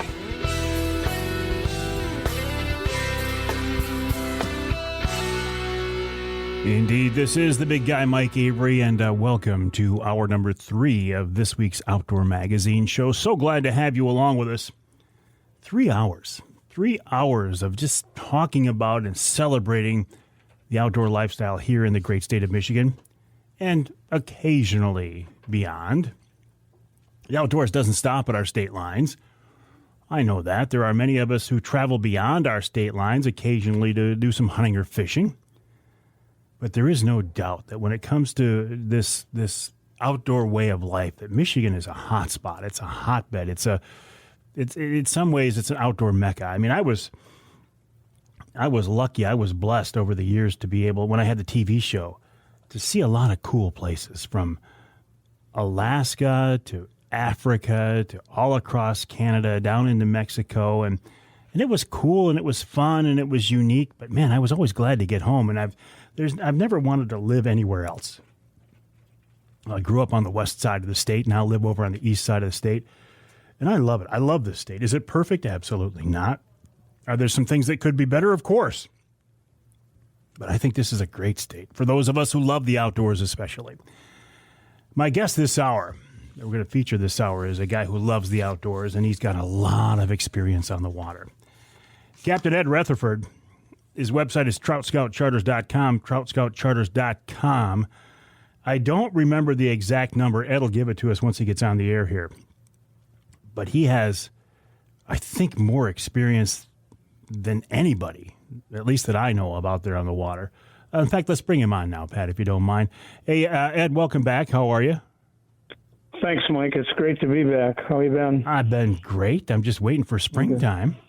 Yeah, me too. Remind me of your experience, Ed. How many years have you been a licensed captain? Well, I started guiding in 1969. Okay, then guides didn't have to have a license, and then I became a captain in the early 70s. So totally 53 years, guiding, and most people didn't realize I started on the Asabo guiding in 1969 and a couple other places. So, everybody thinks of me as a boat captain, but I was actually a steelhead guide for a few years too. Now, 69, that was kind of the heyday of the Asabo steelhead, wasn't it? Oh, unbelievable. Yep. From there until the late 70s. And then I ran a drift boat. Not then, but I ran a drift boat. Buzz Ramsay came out, and he was with Lure Jensen at that time, and he's probably one of the top people in the United States, associated with Lure Jensen at that time and steelheads. So, and Lure Jensen sent me a drift boat, and I actually had one of the first drift boats in the state of Michigan. Buzz Ramsay, that's a name I haven't heard for a while. And you were one of the pioneers in drift boats too? Yep. They sent 3 out on one of the, because then the J plug was a big time then, and they had semis coming out bringing J plugs, and he put 3 boats on, and I was just lucky to get one of the boats. So, and I rode for 3 or 4 years, and then they started putting motors on them, and they started jumping us, and I said, that was enough of that. I was more of a rower than running the engines down the river. So. Yeah. You weren't using J plugs in the river, were you, Ed? No. But that's what they did. They just shipped them out there. Yeah, gotcha. They called them plugs, but they were hot shots, and and then it went into the wiggle warts and Hottentots and all the different ones now. So if I tried to go to the Asabo right now, if I went to the Asabo right now, steelhead fishing, what would that experience be like versus those early days when you were out there? Well, now they keep the water running at the same level all the time. The dams are regulated now. And we're going to talk about the old days, but the hot time was when they opened the dams and the water would rush, would start rushing. That's when the fish would really become active. I mean, it was, like you said, it was a heyday then once that river started coming up until it reached its peak. For the plug fishermen and that, it was unbelievable. Now it's a little bit different because a lot of the guys are actually running plugs and of course they're drifting, flies and spawn and everything else, out of the boats. But we were running, at that time it was hot shots, but like I said, it's a number of different ones in doing that. But that was a basic difference. And of course, with that rush of water, that would bring fish in, getting ready for the pre-spawn. In general, regardless of the flow of the river, when I think of steelhead fishing in Michigan, unfortunately, and I'm embarrassed to say this, I think of the west side rivers. I don't think of the east side that much. Is that a mistake, Ed? Is that a mistake on my part, Ed? No, well, because number one, there's not that many fishable, where people can actually come without private land and everything else. There's not a lot of rivers that actually flow into Lake Huron on our side. The big flow is just like on the west side would be the west side over on, would be Canada, the streams coming out of Canada. So actually, the Asabo and basically the Asabo and the Whitney Drain and the Thunder Bay and now the Sheboygan. There's a few streams, but not like on the west side. You're correct. So how did you then, remind me again, you started to go down this road, but I think I cut you off. Yeah. How did you make this transition from the river out to the big lake? Well, what my background was, I always fished the big lake, but they planted browns in Alpena in the early 70s. And, I've told the story before, but it was by mistake. It was actually a group of browns that was supposed to go to the river. And the truck broke down, and they always, the biologists at that time always had the idea they'd like to start them in the Great Lakes. And one of them said, well, the ideal place is Thunder Bay, in Alpena. And, the truck was not going to make it to where they were going to plant them. And I have to be remiss. I have no idea where they were taking them, but they put, I think it was 9 or 13,000 browns in Thunder Bay, and said, well, if they make it, great. If they don't, we're not going to worry about it. And then, we knew about it. So eventually, I was an old lake trout fisherman. I pumped wire over at Petoskey and, that kind of stuff. So we knew about, we trolled, but, we didn't do a lot of summer fishing. And then eventually we figured out, a few of us figured out how to long line browns, and we became very good at it. So I'd say very good. It's probably an understatement, Ed. Yeah. It was unbelievable.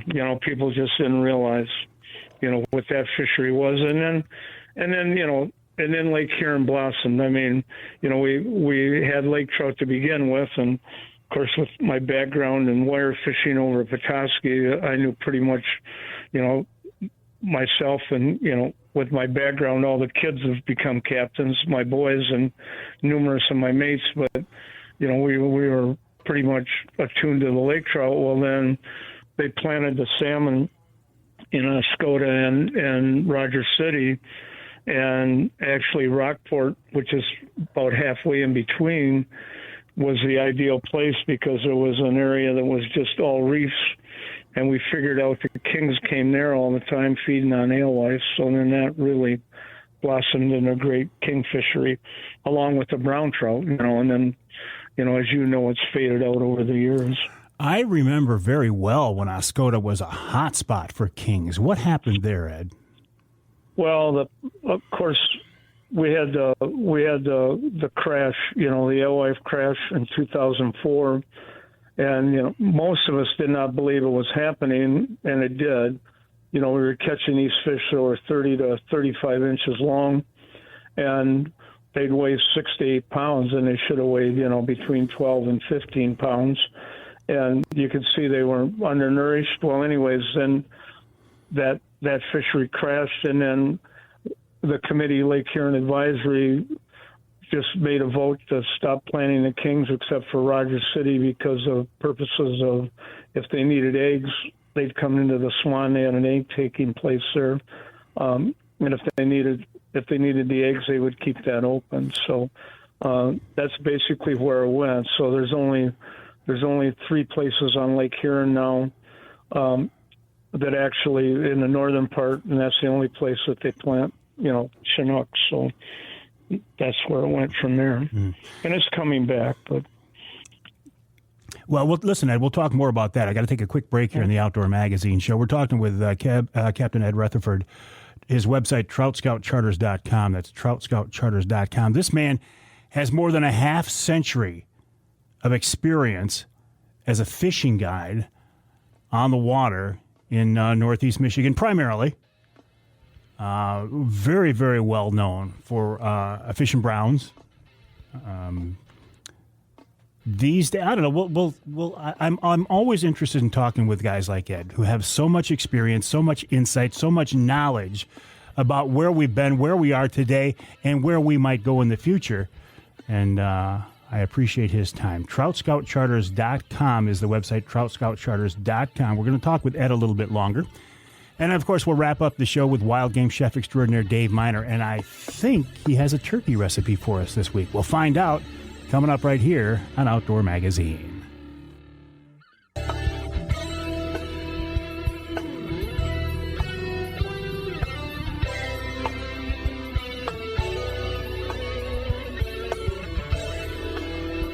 You can hear the Outdoor Magazine show in Houghton Lake on 98.5 WUPS.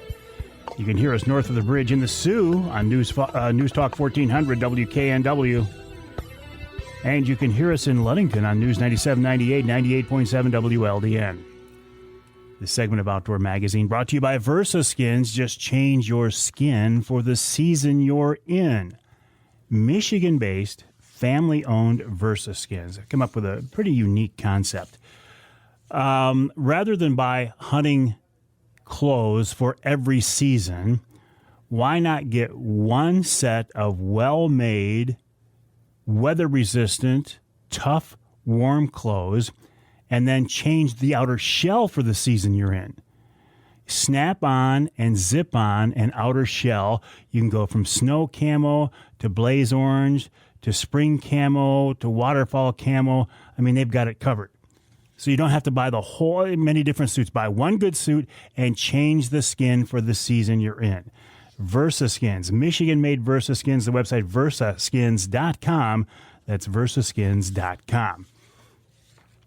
While you're online, of course, my website, MikeAveryOutdoors.com. Then head on over to TroutScoutCharters.com. TroutScoutCharters.com, the website of Captain Ed Rutherford, who has 53 years, more than a half century of experience on the water here in Michigan. And Ed, you were talking about the number of people you have got started in the business. Any idea how many people are licensed captains now because of your influence?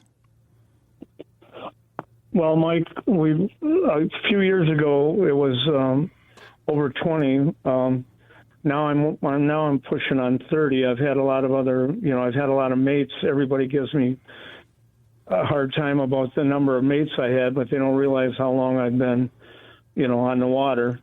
And that's always a big joke. But we're pushing over 90, the kids that have worked for me or my own family. And, I don't have 90 kids, but anyways, over the years. And I mean, some guide in Minnesota now, some in Alaska and of course in Michigan. And my daughter's not a captain, but she's more avid than the boys. Both my boys are captains, and most of them have been captains longer than most of the captains in Michigan now. So, it's like you said, it's been a good ride, and I plan on running again this year. So, and what will you be chasing this? What port are you going to be out of, Ed? Well, I'll start out in Alpena. I'll probably only be there for 2 or 3 weeks, and then I move up to Presqu'île. Number one, with the prices of gas and that, but number two, it's a good all-around fishery. They say Alpena, our Lake Huron's a lake trout area, which it is. But the other thing is that we catch a wide variety of fish now. And there is the bait is coming back. We are actually seeing alewives, and actually we're seeing a lot more smelt now than we have in the past. And of course, you have the gobies, but there are a lot of fish that the salmon actually feed on now too. So. Wow, smelt! Boy, you don't enough smelt that you'll actually see smelt runs in the northeast part of the state there. Well, they're not. The funny part about it is they actually ran Thunder Bay River in the winter. They catch them through the ice in January and the first part of February when the ice is safe, or basically February and the first part of March. And a couple of guys found them in the lower part of the river, and there actually is a smelt fishery. And then they move back out of the river before they spawn, and then. My theory is that they're spawning on the reefs now. They're not running up the rivers anymore. So, because nobody, like in the heyday when you and I were around, everything was big on the rivers netting them. Oh, geez. Yeah. That was a springtime Michigan tradition for a long time. Yep, that brought a bunch of families and people together. I mean, it was like like the county fair and along each river. And the thing that I used to see, and it broke my heart, and I suspect you were not real fond of it either, is they were so plentiful and so easy to catch that you'd have people filling 55-gallon drums, even the back of a pickup bed with these things. There's no way they were going to eat that many. Do you think that there was actually an over-harvest of those fish? Was that a factor, or did Mother Nature just take over and change things? Well, I think it was both. But, yeah, I think it was an over-harvest. But I think that, the zebra mussels and everything, there's been so much change. My background is a biologist, but there's been so much change on the water. Normally it takes something 10 to 20 years to change, and the zebra mussels can change it in a year or two. So, I haven't done any research on it, but that had a lot to do with it. Does your background as a biologist make you a better fisherman? Well, I think my upbringing brought me back as a better fisherman. Okay, because as I thought about it, I guess I got to answer that both ways. But my family was big in the outdoors, and that's where I grew up. And then along with that, I just wanted to be a wildlife person. And my parents had other ideas, and then I became a school teacher, which allowed me to do a lot of things that my parents didn't think I was supposed to do. So, actually, a teacher's like a perfect job for somebody who wants to charter all summer. Correct. That was my dad wasn't happy with me. Let's put it that way. But the rest of the family, my mother's side of the family were the hunters. And see, I started fly fishing when I was 8. On the Asabo, so nobody knows that background either. The family still has a cottage or a cabin on the Asabo by my house. Oh. I just don't have time to fly fish anymore. Yeah. Well, you listen. I'm not trying to be rude here, but you're no spring chicken anymore, Ed. And the fact that you plan on going out there this summer, I know how much work it is to run a boat. And you got people out there depending on you. They're paying you. They want you to catch fish for them. I'm impressed that you're still out there. Well, I'm still, knock on wood, I'm still in pretty good shape, at least today. Who knows what's going to bring. But, and my daughter was even commenting about, I still run the back of the boat. And they fished with me last summer a few times. And she was telling somebody, I'm not really a gazelle, but she said, you won't believe my dad on a boat. I have a hard time staying upright on stairs and stuff half the time, but I'm in the boat. I'm unbelievable. You're like a ballerina back there. Well, a gazelle. They call me a gazelle. Okay. Well, but it's second nature to you, Ed. I mean, you've done it for more than half a century. You know how to move with the boat. You know how to move with the waves. You can, you're thinking ahead. You know what you're going to change. You know what needs changing. I think it's very impressive. Well, thank you. We've had a good, I've had a good run, and the kids have had a good run. My youngest son, both, like I said, both my boys are captains, and my daughter's, with Ranger. But anyways, he just called me just before you did. He's trying to look up a boat or try to get with a boat, and we were talking about different things, and he's been adamant about, getting one himself. Right now, he runs a boat that my other son owns. So. Well, anyways, that was a conversation this morning. All right, you bring up something that I got to follow up on, and if it takes, maybe this is, maybe I misunderstood you. Your daughter's with Ranger boats. Well, she got a Ranger, and she was on their staff. A little, or they did, wherever she had to do the shows and that, and then she let that go with her because she's with Chrysler, but she didn't hunt and fish with me when she was younger. And now I think I've sent you some of the photos, but she hunts all over the world now. Yeah, she's hardcore. I don't even, we get on the boat and we butt heads together, but she's unbelievable, and my wife goes, everybody talks about the boys, and she's the one that the boys don't even want to be around, while we're fishing, kind of deal. So, Ed, in a couple minutes we got left. Let's look forward to this summer. What are you expecting from that northern Lake Huron fishery this summer? Well, compared to last summer, of course, the weather's a big thing. If we've got the right winds, and the fishing will be unbelievable. It'll start out lake trout, because the water's so cold, and then, in mid-June to early July, we're not having the kings we used to, but the kings will start showing up, and we had a great steelhead fishery last year until the warm water blew back in. But now we're getting walleyes in that deep water off Alpena and Presqu'île. I mean, when I say deep water, over 100 feet, but in the top 30 feet of the water column, they're just hard to stay on every day, but the pros know they're there. I mean, I'll guarantee you that when the Cabela's and the different tournaments show up, the boys know where to go. What about Atlantic, Ed? Well, they've been planning them forever. I mean, not forever, but the last 5 or 6 years. Lake State's program's unbelievable. The state's still trying to catch on. I'm not a big Atlantic fan, but we do catch them because the reason we can't stay on them all the time. They're salmon. They got big fins, big caudal fins, and they swim. So it's not like we can pinpoint where reefs they're on or where they're feeding. But, they're great fish. It's just that, as far as the fishery, my outlook on that is that it's still on, whether they're going to take hold or not. They come into the harbors and in the rivers, but, at that time period, they're spawning. Well, I wish you well on the water this summer. I wish you many more years on the water. I'll send people to the website, TroutScoutCharters.com. Can they book a trip with you, Ed, right on that website?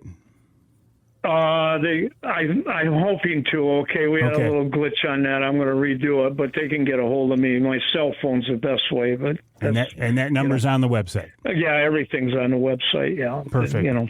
All right, Ed. Always a pleasure. I love talking with you about your half century on the water, and we'll talk again soon. Well, great. Thanks, Mike. We'll keep in touch. You bet. Ed Rutherford of Trout Scout Charters. The website TroutScoutCharters.com. TroutScoutCharters.com.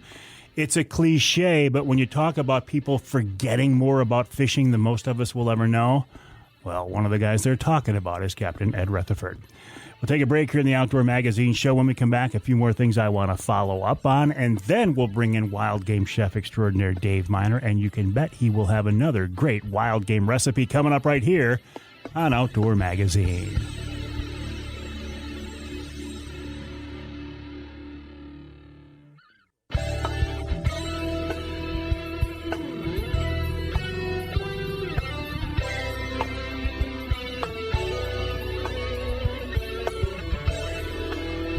You can hear the Outdoor Magazine show in Manistee on WMLQ 97.7 FM.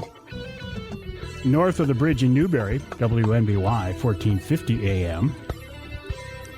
And in Saginaw on WSGW 790 AM and 100.5 FM. In fact, I'm in the studios of WSGW right now. I carved out this one little corner of the building for 3 hours, and we unofficially call it the Outdoor Magazine radio studio. I'm here with Pat Johnston doing a wonderful job as always. Could not do the show without his help and keeping me on the right track when I go astray. This segment of Outdoor Magazine brought to you by Reader Landscaping. Reader can take care of your lawn and property because it's your nature and our nurture. Let Reader create an outdoor getaway in your backyard. The website, readerlandscaping.com, readerlandscaping.com. I got an email from Reader just the other day saying, hey, it's time to schedule an appointment to have your sprinkler system opened. It is getting to be that time, isn't it? Sprinkler systems, water features, maintenance, mowing, tree trimming, patios, you name it. The folks at Reader can take care of it. Check them out online again at readerlandscaping.com, readerlandscaping.com. They've done a wonderful job at our house for the last several years, and I do certainly appreciate it. I enjoyed that conversation with Captain Ed Rutherford. I love to talk with people who have passion and expertise and great stories. And, that doesn't mean it's got to be somebody who's been on the water for a half century like Ed has, but he's certainly one of the best out there. That's one of the joys, the benefits, the blessings of doing this show is I get to talk with, on a routine, regular basis, weekly for 3 hours, with folks who are absolute experts in the outdoor industry. Absolute experts when it comes to hunting and fishing and shooting and trapping and all things associated with that. As I've said so many times, that I will continue to say this very often, I am not an expert in anything. I'm a passionate participant. But one of the advantages of being around for a while is I've worked with so many people over the years and talked with so many people over the years. I know where to go in most cases. And if I don't know, I can find out who to talk with on a given subject. If I want to talk with an expert on topic A, I probably can go to my phone and pull up that contact and give them a call. Or if not, I know somebody who can put me in touch with them. So that is certainly one of the benefits of being around for a while. What else is going on? Turkey season coming up here very soon now for many of us. I didn't see this one coming, but I will probably be missing the first few days of the turkey opener because of family obligations out of state.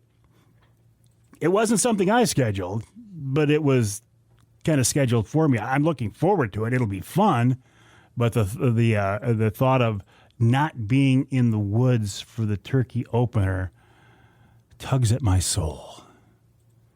I will probably be in an airport or maybe on a plane as sun is cracking opening morning, as the sun's coming up, as daylight's cracking. I wonder if the birds will be thinking about me as I will be thinking about them. The good news is, with ZZ, I have basically a 6-week season or something like that. So even if I miss a few days of the opening first few days of the season, I've got plenty of time to get out there and get after them. And last year, as much as I make fun of the mosquito season, the May season, I did get a firsthand example of how effective and productive that season can be. You know, hardcore turkey hunters, experts have been telling me for a while, Avery, don't diss that May season. You keep calling it the mosquito season. It's the best time of year to hunt.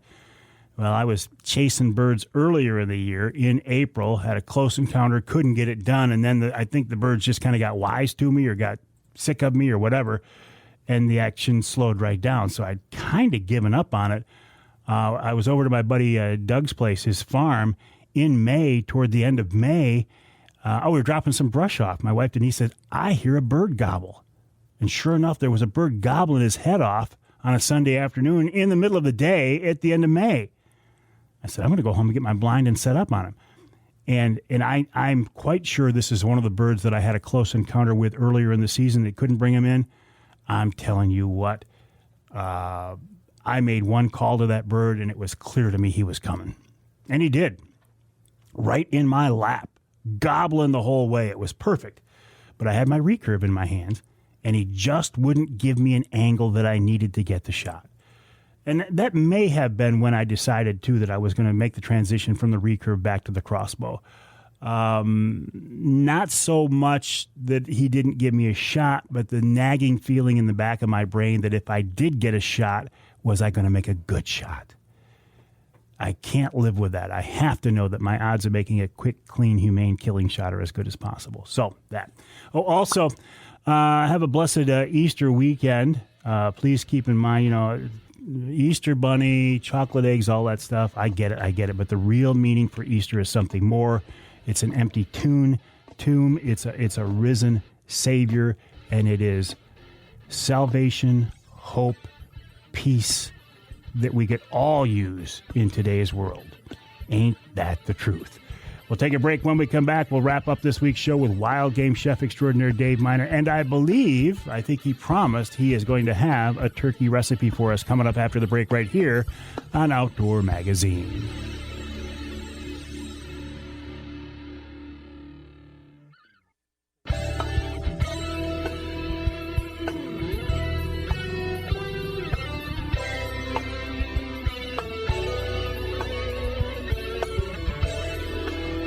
Welcome back to Outdoor Magazine. My name's Mike Avery. Glad to have you along with us. I encourage you to reach out to me at my website, by the way, MikeAveryOutdoors.com, MikeAveryOutdoors.com. My email address, Mike@MikeAveryOutdoors.com. You can use that as a way to get in touch with me. You can send me your Ask Avery questions to that email address. Comments, criticisms, suggestions, corrections, events you want me to be aware of, use that email address, Mike@MikeAveryOutdoors.com, Mike@MikeAveryOutdoors.com. Thank you if you are a new listener, and thank you if you are an experienced listener. I appreciate that.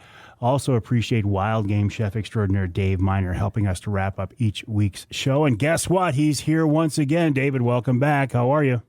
I'm doing very well, Michael, and yourself? I'm doing great, Dave. I appreciate you asking, and I'm glad. Pat says, yeah, Dave's doing a turkey recipe. And I said, good, because I was thinking that was the case, and throughout this entire 3-hour show, I've been saying, Dave's going to have a turkey recipe. Dave's going to have a turkey recipe. So you helped me out. What have you got, Dave? Well, sitting here on the porch, I've been watching the ducks and the geese. We've got 3 pairs of geese on the pond, and they're just squabbling for who's going to nest underneath the pine tree. I know it. Aren't they loud and aggressive? And they never shut up. They go all night long, don't they? I know.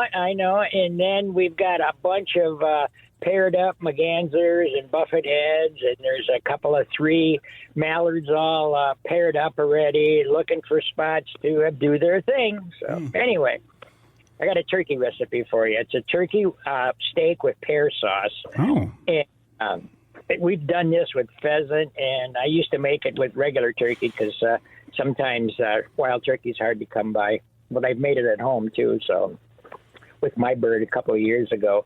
So you're going to take and cut about an inch and a half thick piece across the grain of the breast. Then you can really, when you get that done, you can look at it and see if there's any shot and feathers been driven into the meat, any bloodied meat. So you want to trim that away.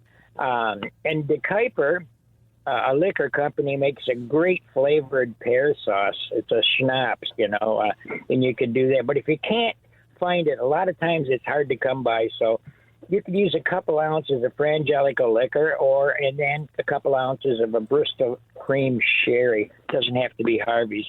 You can buy the airline bottles of Frangelico, the 1 ounces in a lot of grocery stores, so it's good. Then a jar of chicken or turkey gravy, a can of pears drained, and you want to save out a couple of the pear halves.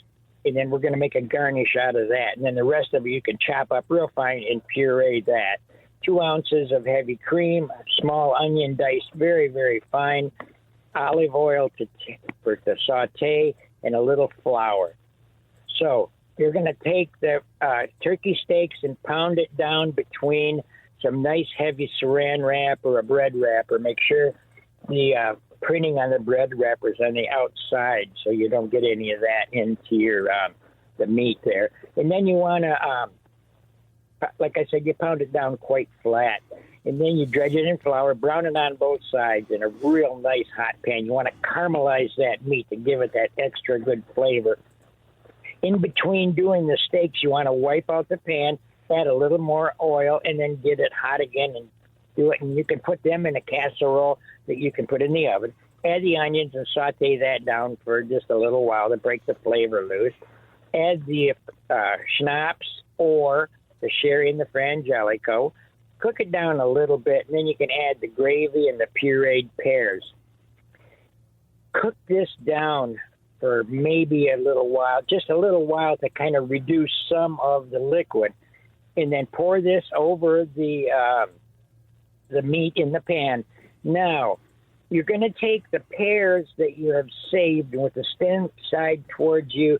You're going to make a lot of little teeny thin slices, and you're going to put that on a baking sheet, and you're going to kind of fan that out so it gives you a nice fan effect, almost like a bird wing. You'll see that. And then you can put that underneath the broiler. If you want to brush a little teeny bit of butter on it, it would help. And you want to broil that real fast just to get it nice and brown and the tips of that pear golden brown, and it's going to look really good. So you're going to take the breast out of the after an hour or so at least. Check it with a fork and see if you can kind of pull them apart. And then every 15 minutes after that, you can keep checking it to see how tender it is. You want it nice and tender. So when you put the breast on a plate, spoon some of the sauce over the top, and then with a spatula, take that pear because it's going to be real tender. And so you want to set that on top of each one of the breasts for your diners to enjoy. And it really looks yummy and tastes even better. Mm. David, always a pleasure, and I look forward to your recipes, especially since we're recording this and it's just about lunchtime. Makes it sound even better. Ooh. All right, my friend, have a good week. We'll talk to you again next time. Thanks a lot, Michael. Enjoy your turkey season coming up. I will certainly do that. Wild game chef extraordinary Dave Miner, a big part of the Outdoor Magazine show, as are you. If you weren't listening, there'd be no reason to do this. If you weren't following me on social media, it all comes together very well, and I appreciate it. My website, MikeAveryOutdoors.com. The email address, Mike@MikeAveryOutdoors.com. Once again, have a blessed Easter weekend. Please keep in mind the reason for this holiday is not, for this celebration, it's not about Easter bunnies and chocolate eggs and all that other good stuff. There's a real meaning for this season. Hope, salvation. And I think if you can keep that in mind these days, life will be a lot better. Talk to you next time right here on Outdoor Magazine.